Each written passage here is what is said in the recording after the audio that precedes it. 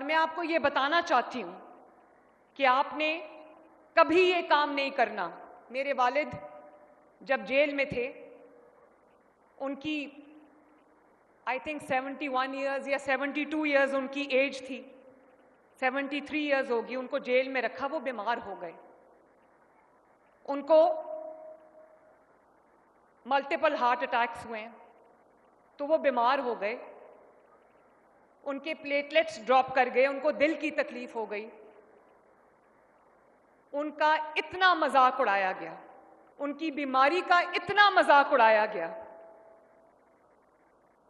میری والدہ, میں جیل میں تھی, میرے والد جیل میں تھے. میرے بچوں, یہ ایک ماں اپنے بچوں سے بات کر رہی ہے. میرے والد جیل میں تھے, میری والدہ میں جیل میں تھی. تو میری والدہ کو کینسر ہو گیا, اور میری والدہ کی بیماری کا اتنا مذاق بنایا گیا, اور یہ کہا گیا کہ وہ تو بیمار ہی نہیں ہے, یہ سب ڈرامہ ہے. اور اس کے بعد لندن میں ان کا علاج ہو رہا تھا, تو وہ آئی سی یو میں تھی, بے ہوش پڑی تھی, ریسپریٹر پہ, وینٹیلیٹر پہ تھی. اور یہ لوگ, ایسی کوئی تعلیم دی تھی انہوں نے لوگوں کو کہ یہ آئی سی یو کے دروازے کھول کر, ڈاکٹرز کے یونیفارم پہن کر, دھوکہ دے کر آئی سی یو میں داخل ہو گئے, یہ دیکھنے کے لیے کہ یہ سچ ہے یا جھوٹ ہے. اور میری والدہ کی جب وفات ہو گئی, تو میرے والد نے کہا کہ یہاں پر انسان کو اپنی سچائی ثابت کرنے کے لیے مرنا پڑتا ہے. میں نے جب اپنے والدہ کی موت کی خبر سنی, تو میں اس وقت جیل میں تھی. میرے والد نے مجھے میرے سیل میں آ کے بتایا کہ تمہاری ماں جو ہے وہ اللہ تعالیٰ کو پیاری ہو گئی ہے. میں صرف آپ کو ایک بات ذرا ویڈیو لگائیں جلدی سے. میں ایک چیز آپ کو دکھانا چاہتی ہوں, اور پھر میں بتاؤں گی کہ میں کیوں دکھا رہی ہوں. یہ دیکھو, کھانا اچھا نہیں ہے جیل کا, پھر کہتے ہیں جی ایئر کنڈیشن لگا دو جیل میں, اب ٹی وی چاہیے جیل میں. 80% پاکستانیوں کے پاس تو ایئر کنڈیشن ہی نہیں ہے. آدھی پبلک تو خوشی سے جیل میں جائے گی اگر ان کو ٹی وی بھی مل جائے, کھانے بھی مل جائے, ایئر کنڈیشن بھی مل جائے. سزا تو نہ ہوئی ہے, واپس جا کے میں یہ ٹی وی شی وی تو جیل سے نکالوں نا, میں ایئر کنڈیشن بھی اس کو ہولڈ کرو. 6 گھنٹے میٹنگ چل رہی ہے. ڈاکٹر کہتا ہے کہ میں واپس جا کے, آئی تھنک امریکہ میں یہ سپیچ اس نے کی تھی, کہ میں واپس جا کے اس کا جیل کا ٹی وی بھی پھکواؤں گا نکال کے, اور اس کا اے سی بھی اترواؤں گا. آج اللہ تعالیٰ کے فضل سے نواز شریف پھر اقتدار میں ہے, اس کی بیٹی چیف منسٹر ہے, اس کا بھائی پرائم منسٹر ہے. لیکن دھیان سے سننا میری بات, لیکن آج تک حلف اٹھا کے کہہ رہی ہوں آپ کے سامنے, اللہ تعالیٰ کو حاضر ناظر جان کے کہہ رہی ہوں, آج تک نہ میں نے کبھی سوچا, نہ نواز شریف نے کبھی سوچا, نہ شہباز شریف نے کبھی سوچا کہ اس کا اے سی اتروا دوں, اس کا کھانا بند کر دوں, اس کا ٹی وی بند کر دوں. کبھی یہ خیال بھی نہیں آیا. بلکہ نواز شریف نے ایک دن کہا کہ اس کا ایک اے سی ہے, اس کو 2 اے سی دے دو, اس کو تکلیف نہیں ہونی چاہیے. جس شخص نے مجھے جیل میں ڈالا تھا, میں پاکستان کی پہلی خاتون تھی جو سیاست میں نہیں تھی, لیکن اس نے مجھے جیل میں ڈالا. نیب میں جب مجھے جیل میں ڈالا تو نیب کے پاس خواتین کو رکھنے کی جگہ نہیں تھی, کیونکہ میں پہلی خاتون تھی جو نیب کی جیل میں جھوٹے الزام میں بند ہوئی تھی. ان کو ایک کمرہ خالی کرا کے مجھے اس میں رکھنا پڑا, کیونکہ ان کے پاس خواتین کی جیل نہیں تھی. آج اسی مریم نواز کے پاس, اللہ تعالیٰ کا کرنا دیکھو, یہ اڈیالہ جیل میں پنڈی میں پنجاب حکومت کے پاس ہے.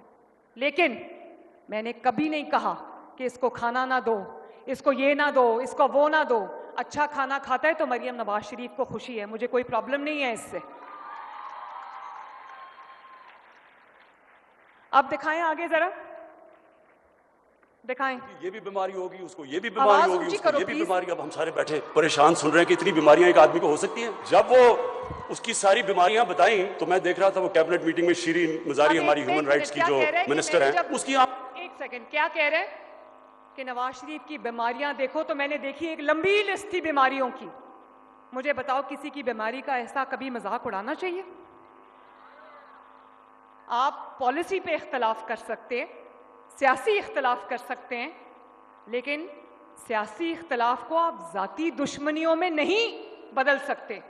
आप लोगों को ये नहीं कह सकते कि अगर आपका कोई सियासी मुखालिफ है या उसके पॉलिटिकल व्यूज़ आपके साथ क्लैश करते हैं तो आप गर्दन से पकड़ के उसको घसीटो, उसकी बीमारी का मजाक बनाओ, उसकी बीवी की बीमारी का मजाक बनाओ, उसकी बेटी को जेल में डालो। ये आप नहीं कर सकते और ये मेरे बच्चों आपको नहीं करना, ये कभी नहीं करना। आज आप देख लो वक्त घूम के वापस आता है, लेकिन परसों रात को खाने पे मेरे वालिद मुझे कह रहे थे कि कभी अपने सियासी दुश्मन को भी बद्दुआ ना देना।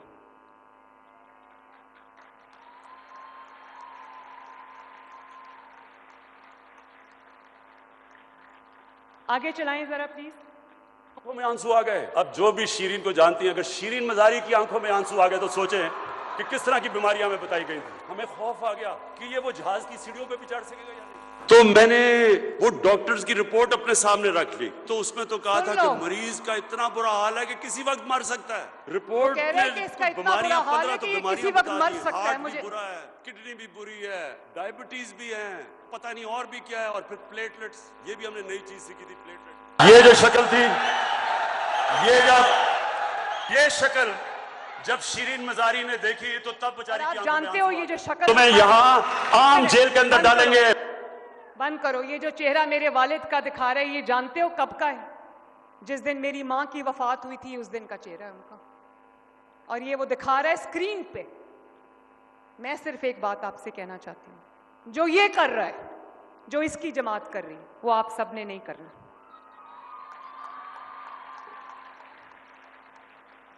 वो आपने नहीं करना।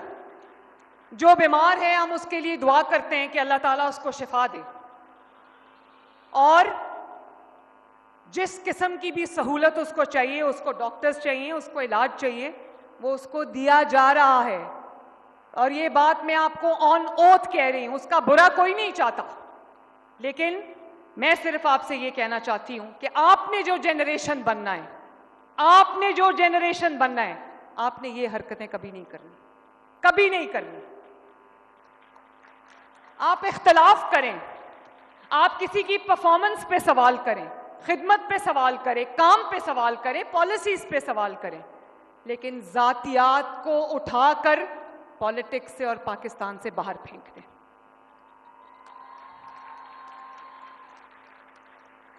झूठ को, बोतान तराशी को, इल्जाम को उठाकर सियासत से बाहर फेंक दें। इंतशार को, फितने को, घेराव जलाओ को, आग लगाने को उठा के पाकिस्तान से बाहर फेंक दें। मैं उम्मीद करती हूं कि मेरे बच्चे मेरी कही हुई बात को समझेंगे